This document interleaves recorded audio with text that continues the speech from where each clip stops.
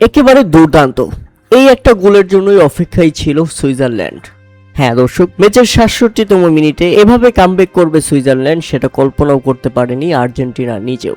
একেবারে আর্জেন্টিনার বাজ পাখি এমিলিয়ানো মার্টিনেজের দুই পায়ের ফাঁক দিয়ে বলটা পাঠিয়ে দিলেন জালে, দেন এন্ডোয়ে। দারুণ গোল ছিল।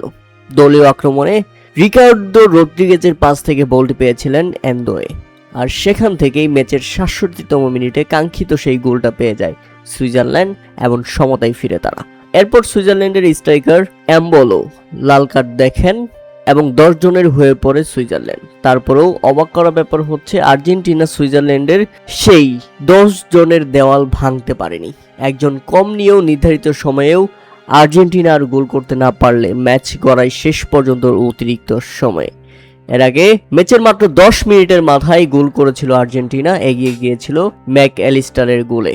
মেসির কর্নার কিক থেকে পাওয়া বল দুর্দান্তভাবে হেড করে বল জালে পাঠিয়েছিলেন লিভারপুলের এই মিডফিল্ডার।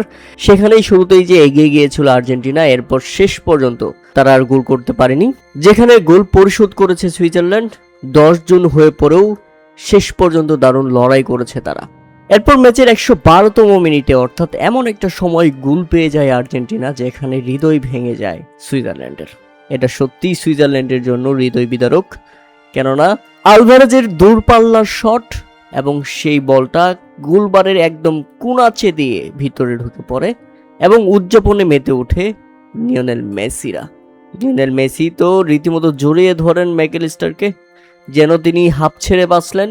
কারণ 10 জন নিয়েও দারুণ লড়াই করছিল সুইজারল্যান্ড, কোনোভাবেই গোল আদায় করে নিতে পারছিল না আর্জেন্টিনা। তবে শেষ পর্যন্ত অবশেষে সেই ব্রেক থ্রোটা এনে দিলেন আলভারেজ এবং এবারের বিশ্বকাপে তার প্রথম গোলে দুর্দান্তভাবে এগিয়ে গেল আর্জেন্টিনা এবং সেমিফাইনালের স্বপ্ন পূরণ, অপরদিকে স্বপ্নভঙ্গ সুইজারল্যান্ডের।